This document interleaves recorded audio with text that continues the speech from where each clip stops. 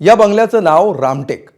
मलबार हिलमध्ये समुद्रकिनारी असणारा हा आलिशान बंगला नवे महसूल मंत्री चंद्रशेखर बावनकुळे यांना मिळाला आहे। मात्र या बंगल्यामध्ये राहायला जावं की नाही असा प्रश्न त्यांना पडल्याची माहिती आहे। आता हा प्रश्न पडण्यामागे सुद्धा काही कारण आहेत। पूर्वीच्या मंत्र्यांना आलेले अनुभव आणि शकून अपशकून याबाबतचे समज यांच्या मिश्रणातून या बंगल्याची एक वेगळीच गोष्ट समोर येते। याचाच आढावा घेऊया या सविस्तर रिपोर्टमधून।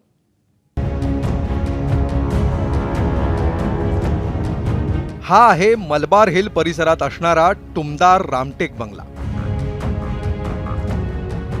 मंत्र्यांइतकाच सतत चर्चेत राहणारा आणि बातम्यांमध्ये झळकणारा बंगला।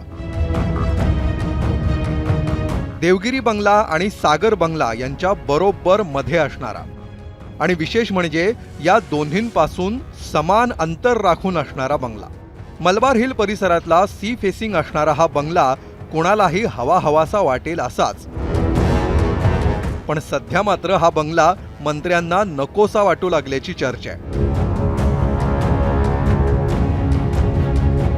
नुकत्याच जाहीर झालेल्या बंगले वाटपात हा बंगला महसूल मंत्री चंद्रशेखर बावनकुळेंना मिळालाय। पण बावनकुळेंना रामटेकवर मुक्काम हलवण्यात राम वाटत नसल्याची चर्चा आहे। या बंगल्याचं गेल्या काही वर्षातलं ट्रॅक रेकॉर्ड अपशकुनी असल्याची चर्चा राजकीय वर्तुळात आहे। एकूणच कुठेतरी राजकीय प्रवास हा खडतर होतो अशा प्रकारची अनेक चर्चा जी आहे ती आपल्याला राजकीय वर्तुळामध्ये या रामटेकची होताना पाहायला मिळते। आता जरी पाहायचं तर माजी मंत्री दीपक केसरकर यांना देखील मंत्रिमंडळातनं डच्चू मिळाल्याचं दिसतंय आणि त्यामुळेच एकूणच चंद्रशेखर बावनकुळे यांच्यासोबत पंकजा मुंडे यांनी अदलाबदल करत आपला जो बंगला आहे तो बदलल्याचं सध्याला तरी एकूण चर्चा होताना दिसते। जे मंत्री रामटेकवर राहिले ते कुठल्या ना कुठल्या राजकीय संकटात अडकताना दिसले। विलासराव देशमुख 1995ला रामटेकमध्ये विलासराव देशमुख वास्तव्याला असतानाच त्यांचा मोठा पराभव झाला होता। छगन भुजबळ आघाडी सरकारच्या काळात भुजबळांना हा बंगला मिळाला। त्यानंतर तेलगी प्रकरणात भुजबळांचं नाव समोर आलं, त्यांना मंत्रिपदाचा राजीनामा द्यावा लागला।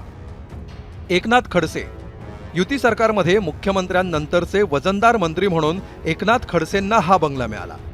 त्याच वर्षी त्यांच्यावर भ्रष्टाचाराचे आरोप झाले, त्यांना बंगल्यासोबतच मंत्रिपदावरही पाणी सोडावं लागलं।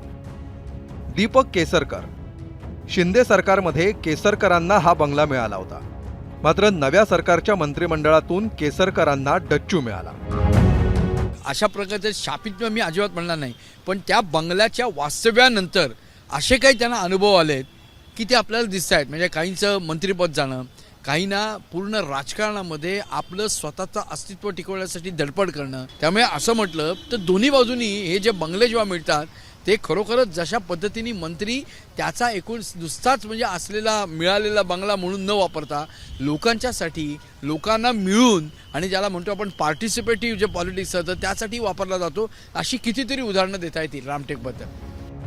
रामटेक हा बंगला आता पंकजा मुंडेंना दिला जाईल अशी जोरदार चर्चा आहे। या चर्चेमागेही एक राजकीय इतिहास आहे। 1978 साली याच बंगल्यावर वास्तव्य असताना शरद पवारांनी वसंतदादा सरकार पाडून पुलोद सरकारची स्थापना केली होती। पवारांनी दिलेल्या या राजकीय धक्क्याची जोरदार चर्चा रंगली होती। त्यामुळेच गोपीनाथ मुंडेंनी हा बंगला पवारांकडून मागून घेतला होता। एकेकाळी आपल्या वडिलांचं वास्तव्य या बंगल्यात असल्यामुळं पंकजा मुंडेंचंही या बंगल्याशी भावनिक नातं आहे। दरम्यान बावनकुळेंचं कुटुंब या बंगल्याची पाहणी करून गेल्याचीही चर्चा आहे। आता रंगरंगोटी आणि डागडुजी नंतर रामटेक बंगला पुन्हा नव्यानं सज्ज होईल, मात्र तिथं राहण्यासाठी कोण सज्ज होणार याची उत्सुकता मात्र ताणली गेली आहे। अभिषेक मुठाळ, एबीपी माझा, मुंबई। एबीपी माझा, उघडा डोळे बघा नीट।